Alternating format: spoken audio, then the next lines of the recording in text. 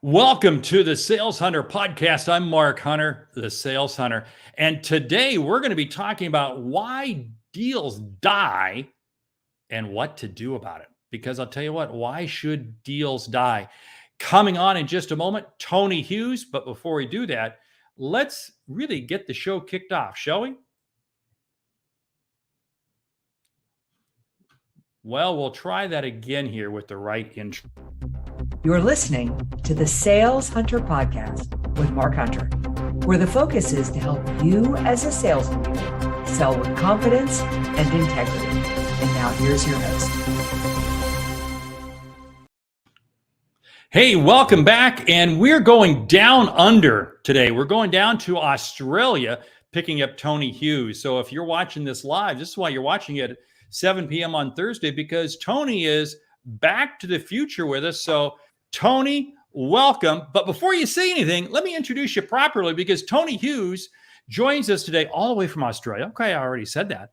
But he's an international keynote speaker, best-selling author, consultant, and trainer. In fact, LinkedIn named him a top 3 thought sales leader. Hey, Tony, welcome to the show. Thank you, Mark. It's always downhill with an intro like that. It's so good to speak to you. I love everything that you say and do in sales, buddy. Well, I tell you what, it is so good to have you on the show because, we think about sales and we always tend to think about sales being, oh, it's just right. And it's just my little world. But here I am in the US, you're in Australia.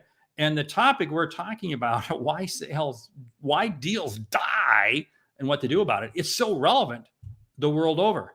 So, you know what? Tell us, what should we do about it? How do we avoid this problem of when deals die? Well, we've all had the situation where we feel like the deal is now ours to lose. Someone inside the deal, our coach, our supporter, our advocate, our champion, whatever your term du jour is for the person that's supporting you inside the deal. They've said, hey, look, it's all yours. You don't need to worry. You don't need to meet with anybody else in the organization. I've got a budget. It's just a rubber stamping process for me to go get this approved. I'll get back to you later in the week. And then it all goes quiet. And we start to think, what in the world is going on? Has my competitor got in there? So we've all had this happen, and there can be nasty surprises in a deal, which is one of the reasons a deal can slip, stall, and die. And that's reason number 4, a nasty surprise. But let's back up and talk about the first 3. I was going to say, because you rushed forward to 4. Did I miss something? Did. I mean, you got these. I mean, come on. And the big frustration for a CEO or a sales leader, one of the reasons they feel like they age an entire year of their life at the end of every quarter is all of these nasty last-minute surprises about deals that were allegedly in the bag. So let's talk about how we manage all of this. So the number one reason that a deal will slip, stall, and then it potentially die is a lack of compelling commercial value in the eyes of the people up the line that sign it off. So what will happen typically in an organization is there's some kind of problem and someone at the middle layers in the organization complains about it to their boss, and they get the approval to go to market and have a look at, putting something in place that would solve the problem. They might even get a budget, and they wrongly think that that means they've got approval to spend the budget. But what happens is when they go back up the line, their boss or their boss's boss says something like this: hey, Mary, I've got 17 other things I'm being asked to approve right now, and it's not even about the money, and I'm comfortable with the company that you're proposing. It's not about those 2 things. We can't do all 17 things, or 18, including yours. So why this and not the other 17 projects? And unless our champion, coach, supporter, unless they can answer that question in a strong, compelling way, our deal's in big trouble. So for those watching this, if you're a seller, you should be able to finish these 2 sentences for every deal that you're forecasting. And more importantly, know that the person you're working with in the customer organization can finish them this way as well. They need to be able to say, this is essential because it pays for itself by. What we don't want is a 27-minute rambling answer to the question, right? I know we've got a lot on. If we're only doing one thing, approve this. It's essential because it pays for itself by. So make sure that coach your person on selling if you can't get access, that they can answer the question. So Wow. compelling Hey, commercial value. yeah. Can I stop you right there for just a moment? Because it's so funny, because I was in a meeting today, and sales leader was going through the CRM system, and it was amazing the number of deals that were going to close at the end of the quarter, right? On the last day The of the last quarter, day. right? Right. I mean, isn't that funny? And the sales leader, and I applaud him because he was calling out the salespeople saying, hey, this dog don't hunt. This does not work. And the piece that, and you and I are aligned on this, because again, what's the compelling reason? What's the urgency? It may be a nice to do, but if it's not urgent, why is it going to close? So I tell you what, I love where you're going. Keep going, because man, you are speaking my language. I love it. Yeah, because so many salespeople, Mark, talk about this mythical, compelling event. And sometimes there is, but what's really needed is compelling commercial value, right? We need to nail that from the way we open the deal all the way through. That's what creates a sense of urgency. If the customer's thinking, every month that we stay in current state, the way we are, look at what it's costing us. And worse than that, look at the lost opportunity that we're not realizing and improving. So it's really key. The second reason that deals slip, stall, and die is a lack of consensus with the key stakeholders inside the organization. It's very easy as a seller to focus on those that we think say yes, but we need to cover off the people that say no. What all the research says in bigger deals is there's well over 7 people involved in this consensus process for going ahead. It's worse than that. It's 7 or 8 groups of people. But the truth is there's lots of politics when you get to work with big organizations with competing agendas. I was talking to one CEO last week, and he said one of the initiatives inside his own organization got sniped. It got killed by another manager in the business who just had this level of hatred of the other manager. He just decided, I'm not going to support this other manager's initiative. So it was politics that killed the deal. So it's really important that we map the political and economic power base over the top of the organization chart. And we think about, is there consensus? Is there anybody being asked to contribute resources that will be impacted in any way? And again, often what happens is these people don't say an outright no. They say, hey, look, I can see this makes sense. I'm on board. But hey, I've lost a lot of people in my team in the last 15 months, due to COVID. And now it's increasingly difficult to hire and retain people. I'm down a couple of headcounts. I've got to replace them, get them up to speed. I just don't have the bandwidth in my team to support my little piece of this. Can we push this out to next fiscal year? So a lack of consensus is reason number 2. Is that something you see as well, Mark? I see that all the time. That lack of consensus rolls into just status quo. They choose not to make a decision, right? Yeah. I mean, Isn't that? I mean, how many deals die? In fact, it's funny.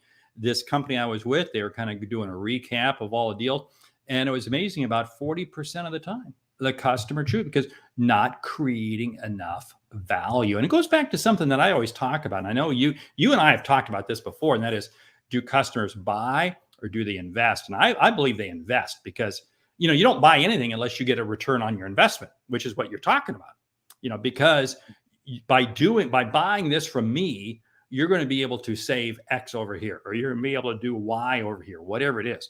But there is a business reason as to why it makes sense for you to invest the money with me.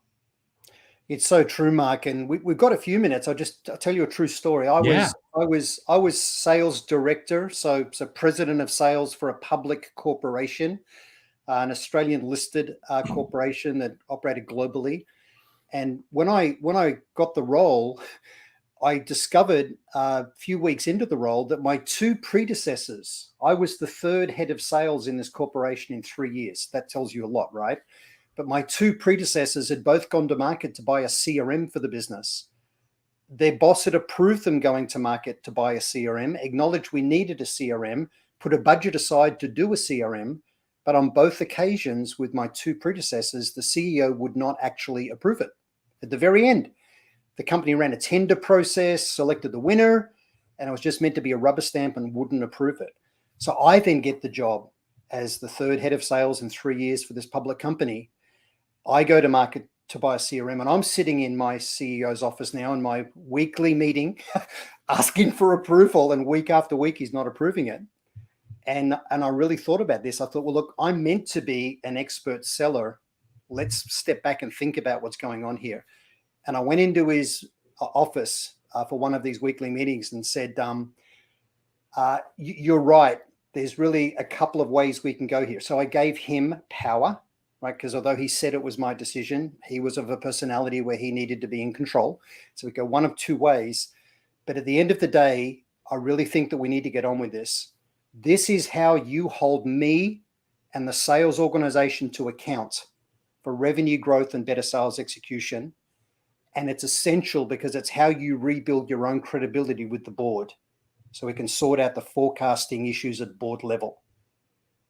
And then I stopped talking and he signed it off. I love it because now you made it hit the value he was going to get because of the CRM system. And that changed the paradigm in his own mind. Because up to that point in time, he was just seeing it as an expense, right? Exactly. Yet more tech, yet more software and tech in the business. And people were talking about, we'll get a single view of the customer and we'll support the life cycle better. And who cares? Right, right. They're really just things. So, yeah. There was something. Yeah. I'm gonna stop right there because there's another great example. You really created the value for the customer, for the buyer. You created the value for him. And that's a lesson we've all got to keep in mind.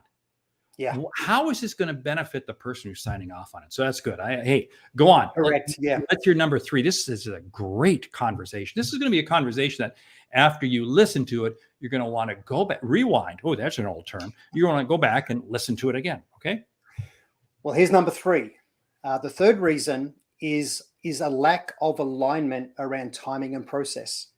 Now, again, what often happens is that, whether buyers are liars is maybe a contentious thing, right? But maybe they're not lying. Hold. Buyers are liars. Can we tweet that right now? Buyers are liars or hashtag buyer. Okay. Buyers are liars, but we won't put your name behind it. It's okay. But the reality is often the buyer will say to us, it's my budget, it's my decision, it's all okay. You don't need to talk to anybody else. And whether they're deliberately misleading us or not is not kind of the issue. The reality is often they don't truly understand their own level of political and economic power in their own organization. Often they maybe haven't bought something like this previously, and they don't understand the surprises that pop up in their own organization. Is this above their own threshold? Is this above a level where you've got to go and get multiple quotes or maybe run a formal tendering process? Does it have to go through procurement now for some reason and now they want to get involved? So the thing that's really important in ensuring alignment around timing and process, the way we manage that risk is that we say to the person, I've taken the liberty of creating a project alignment plan or a mutual plan to make sure that our resources are available to you when you need them. And when we typically work with clients like yourself, there's some common things that we see that actually need to get done.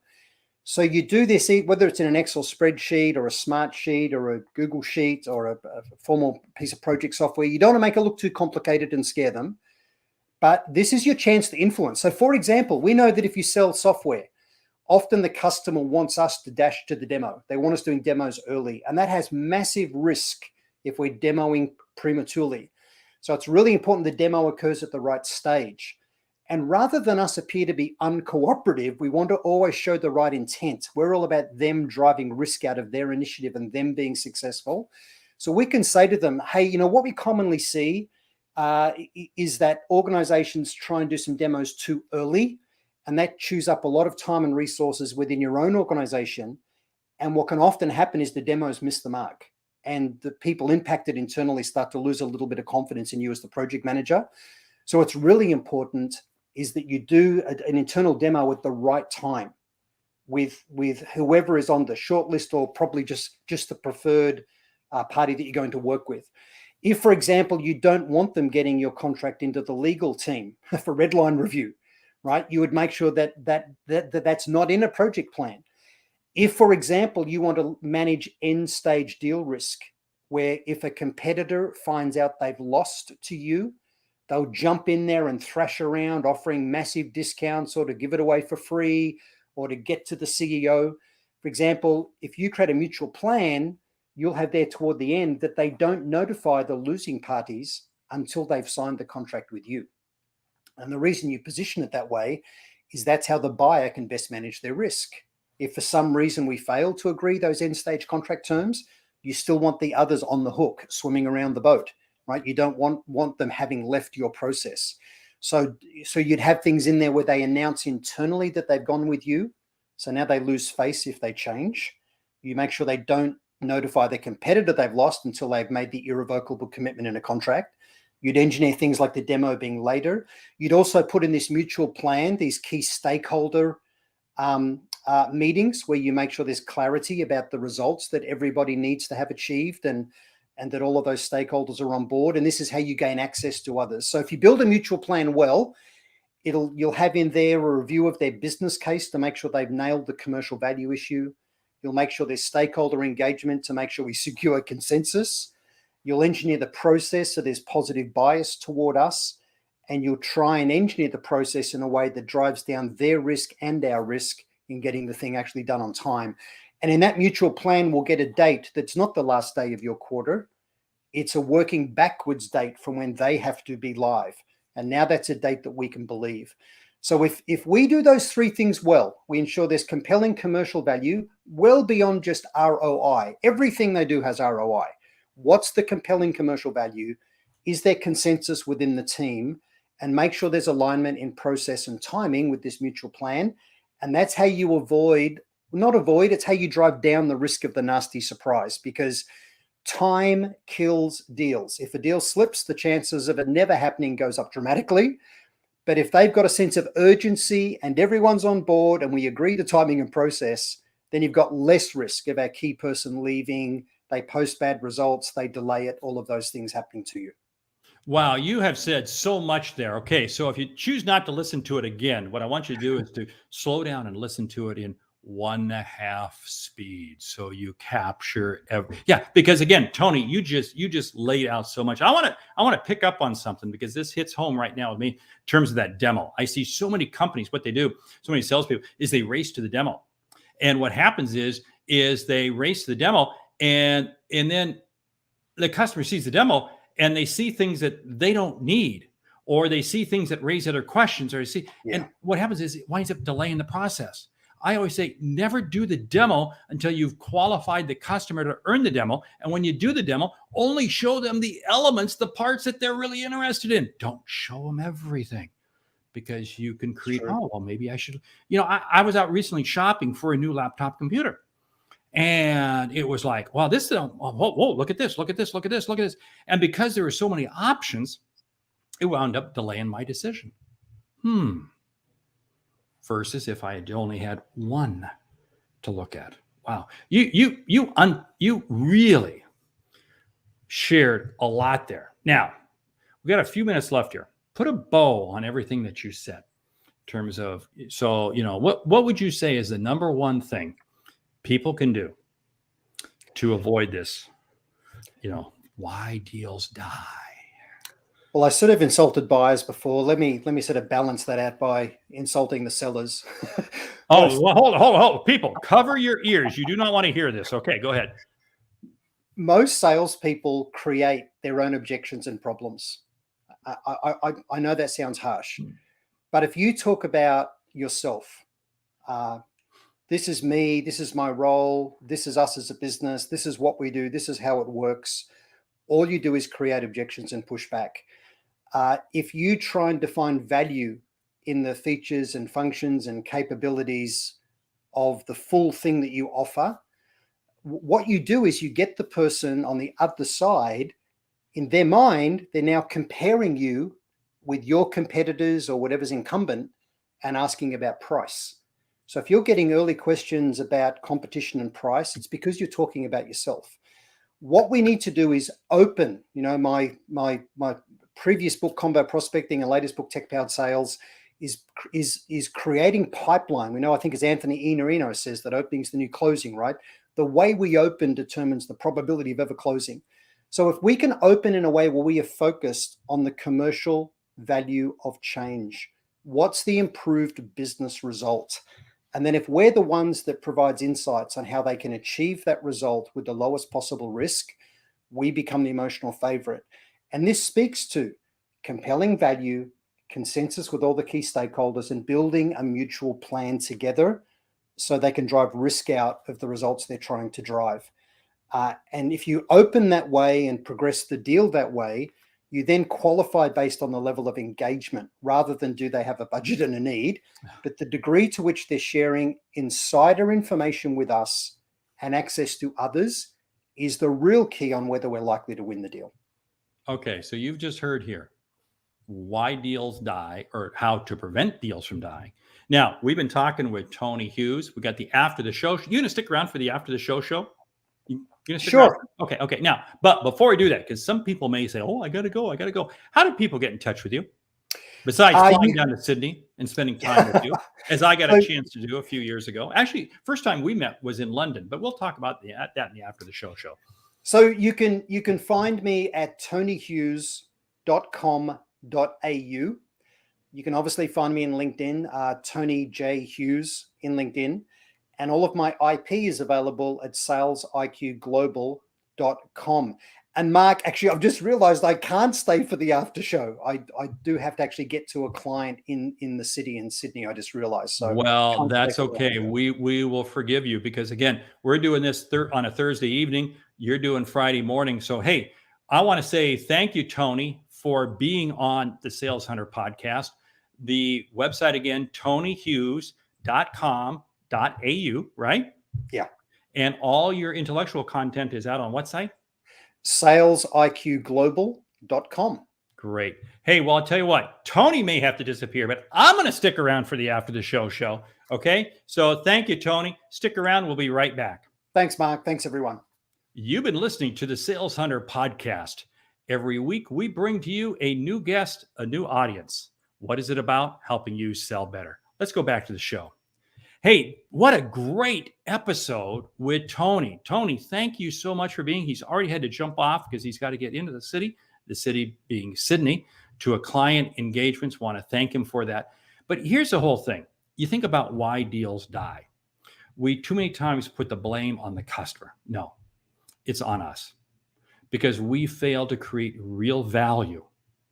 And we failed to create a reason as to why it makes sense for them to invest with us with a sense of urgency to do it now to solve the issue at hand. Hey, I'm Mark Hunter. I do encourage you, please, if you like the podcast, please encourage you to give us a review on your favorite podcast app. Hopefully something we've shared with you has helped you earn $1. If so, tell a friend, would you? Because the Sales Hunter podcast, every week, it's a new guest. I'm Mark Hunter, the Sales Hunter. Thank you for listening. Thank you for watching if you're online, and we'll be back next week with another guest.